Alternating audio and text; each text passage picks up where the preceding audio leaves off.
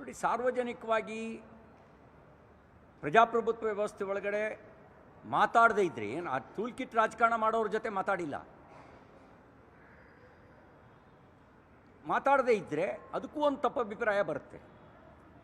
ಈಗ ನಾನು ನಿಮ್ಗೆ ಹೇಳಿದ್ದೇನು ಅಂದರೆ, ಅಲ್ಲಿ ತುಕಡೆ ಗ್ಯಾಂಗ್ಗಳಿಗೆ ಏನು ಕೆಲಸ? ವಿದ್ಯಾರ್ಥಿಗಳ ಹೋರಾಟ ಅಲ್ವಾ? ತುಕಡೆ ಗ್ಯಾಂಗ್ಗಳಿಗೆ ಏನು ಕೆಲಸ? CAA ಮುದ್ದೆ ವಿಷಯ ಯಾಕೆ ಬಂತು? ಆರ್ಟಿಕಲ್ 370 ವಿಷಯ ಯಾಕೆ ಬಂತು? NRC ವಿಷಯ ಯಾಕೆ ಬಂತು? ಇಟ್ ಸೋಸ್ ಕೇವಲ ವಿದ್ಯಾರ್ಥಿಗಳ ಹಿತರಕ್ಷಣೆಗಾಗಿ ನಡೀತಿರೋ ಹೋರಾಟ ಅಲ್ಲ. ವಿದ್ಯಾರ್ಥಿಗಳ ನೆಪದಲ್ಲಿ ಅರಾಜಕತೆಯನ್ನು ಸೃಷ್ಟಿ ಮಾಡಲಿಕ್ಕೆ ಮಾಡ್ತಿರ್ತಕ್ಕಂಥ ಸಂಚು ಅನ್ನೋದು ಅರ್ಥ ಆಗುತ್ತೆ. ಈಗ ಪ್ರಕಾಶ್ ರಾಜ್ಗೆ ಬಿಡದಿ ಹತ್ರನೋ ಡೆಲ್ಲಿ ಹತ್ರನೋ? He went to Delhi. Bidadi ನೆನಪಾಗ್ತಿಲ್ವಾ?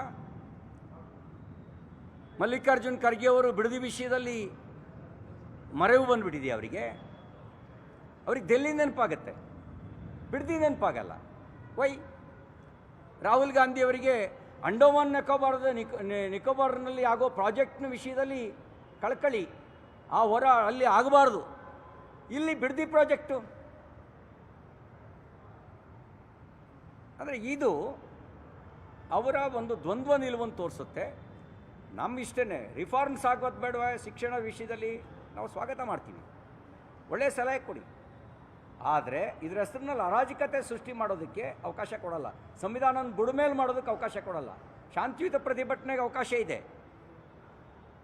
ಕಲ್ಲು ತೂರಾಟ ಮಾಡೋದು, ರೈಲಿಗೆ ಕಲ್ಲು ಹೊಡೆಯೋದು, ಸಾರ್ವಜನಿಕ ಆಸ್ತಿ ನಷ್ಟ ಮಾಡೋದು, ಇದು ಶಾಂತಿಯುತ ಪ್ರತಿಭಟನೆ ದಾರಿನಾ?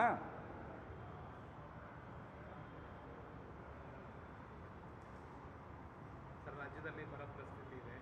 ಇನ್ನೊಂದು ಕಡೆ ಸಂಪುಟ ಸಂಪೂರ್ಣವಾಗಿ ರಚನೆ ಆಗಿಲ್ಲ. ರಾಜ್ಯದಲ್ಲಿ ಬರ ಪರಿಸ್ಥಿತಿ ಇದೆ. 180ಕ್ಕೂ ಹೆಚ್ಚು ತಾಲೂಕುಗಳು ಬರಪೀಡಿತ ಅನ್ನೋದು ಅನಧಿಕೃತ ಮಾಹಿತಿ. ಯಾಕೆಂದರೆ ಅಧಿಕೃತವಾಗಿ ಇನ್ನೂ ಸರ್ಕಾರ ಬರಪೀಡಿತ ತಾಲೂಕುಗಳ ಪಟ್ಟಿ ಬಿಡುಗಡೆ ಮಾಡಿಲ್ಲ.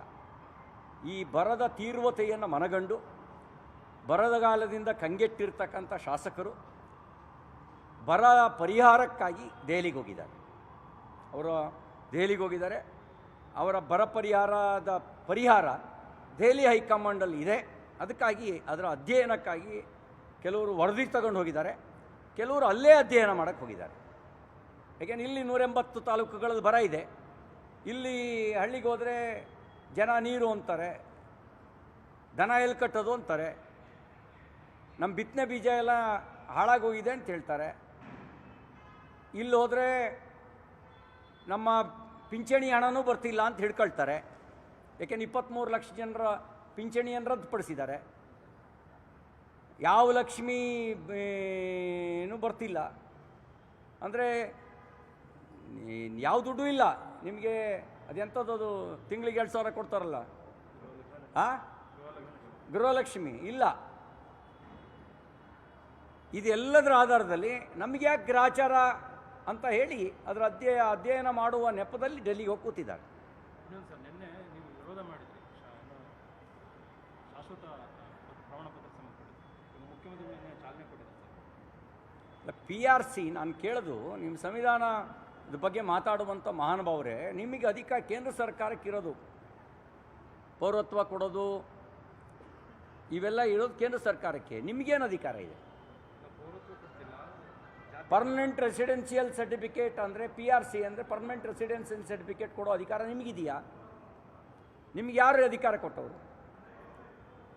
ನಾನು ಚುನಾವಣಾ ಆಯೋಗಕ್ಕೆ ಹೇಳ್ತೀನಿ, ಇವ್ರು ಕೊಡೋ PRC ಸರ್ಟಿಫಿಕೇಟ್ನ SIRಗೆ ಮಾನ್ಯ ಮಾಡಬೇಡಿ.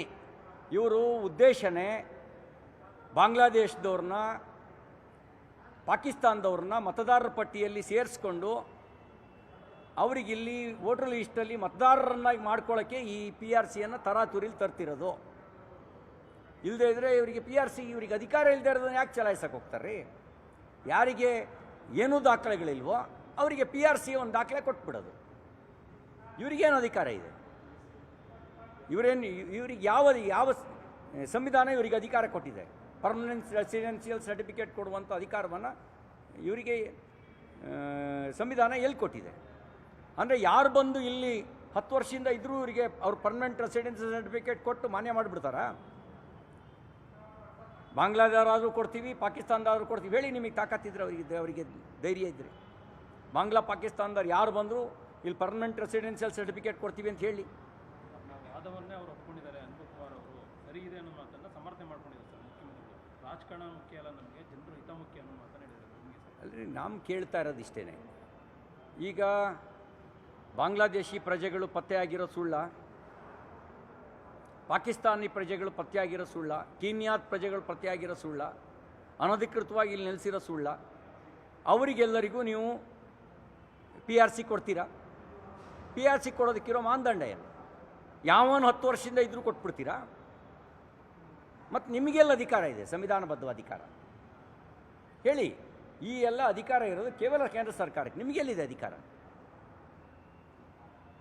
ನಿಮಗೆಲ್ಲಿದೆ ಹೇಳಿ ಅಧಿಕಾರ? ನಿಮಗಿಲ್ಲದ ಅಧಿಕಾರವನ್ನು ಚಲಾಯಿಸ್ತಾ ಇದ್ದೀರಿ ಅಂತ ಹೇಳಿದರೆ ನೀವು ಸಂವಿಧಾನ ವಿರೋಧಿಗಳು. ಮತ್ತು ತಾತ್ಕಾಲಿಕ ರಾಜಕೀಯ ಲಾಭಕ್ಕಾಗಿ ದೇಶಕ್ಕೆ ಶಾಶ್ವತ ಹಾನಿ ಮಾಡಲಿಕ್ಕೆ ಹೊರಟಿರ್ತಕ್ಕಂಥ ದ್ರೋಹದ ಕೆಲಸವನ್ನು ಮಾಡಬೇಡಿ.